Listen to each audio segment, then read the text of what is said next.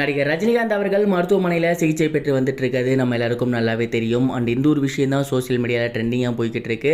மேலும் அவருக்கு என்ன மாதிரியான சிகிச்சை போய்கிட்டு இருக்கு, அவருக்கு சமீபத்தில் ஆப்ரேஷன் நடந்திருக்கு, அது என்ன ஆப்ரேஷன், மேலும் அவரோட வயிற்றுல கருவி வச்சிருக்காங்க அப்படின்னும் அது என்ன கருவி, அந்த கருவியோட பயன்பாடு என்ன அப்படிங்கிறதுலாம் தான் இந்த வீடியோவில் பார்க்க போகிறோம். நடிகர் ரஜினிகாந்த் நேற்று காலை 6 மணி போல் சென்னையில் இருக்கக்கூடிய ஒரு ஃபேமஸான ஹாஸ்பிட்டலில் அட்மிட் ஆகியிருந்தார். அவருக்கு உணவு செரிமான பிரச்சனை இருக்குது அப்படின்னும் இரத்த குழாய்களில் அடைப்பு இருக்குது அப்படின்னும் தகவல் வெளியாகி இருந்துச்சு. இரத்த குழாய் அடைப்பு அப்படிங்கிறதுனால அவரால் சரிவர மூச்சு விட முடியலை. அண்ட் அதை தாண்டி அவருக்கு பிளட் ப்ரெஷர் கரெக்டாக இல்லை. அண்ட் இதெல்லாம் தாண்டி அவருக்கு நெஞ்சு வலி ஏற்பட்டிருக்கு.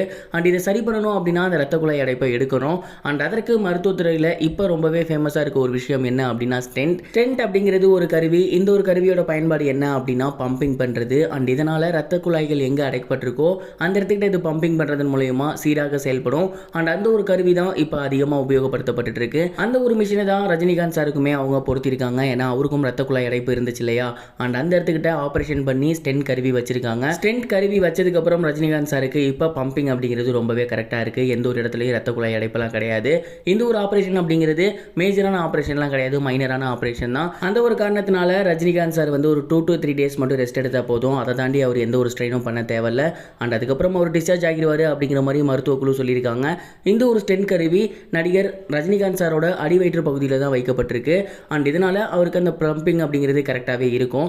இப்போதைக்கு அவரை ஸ்ட்ரெயின் பண்ண வேணாம், ஒரு 2-3 டேஸ் வந்து இங்கே ரெஸ்ட் எடுக்கட்டும். அண்ட் அதை தாண்டியுமே அவர் ஷூட்டிங்லாம் கொஞ்ச நாள் போக வேணாம், ரெஸ்ட் எடுத்தால் நல்லாயிருக்கும் அப்படிங்கிற மாதிரி மருத்துவர் குழு சொல்லியிருக்காங்க.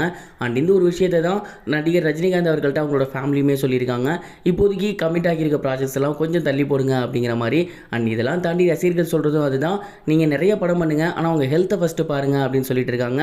இந்த ஒரு விஷயம் இப்போ சோசியல் மீடியாவில் ரொம்பவே ட்ரெண்டிங்காக போய்கிட்டு இருக்கு.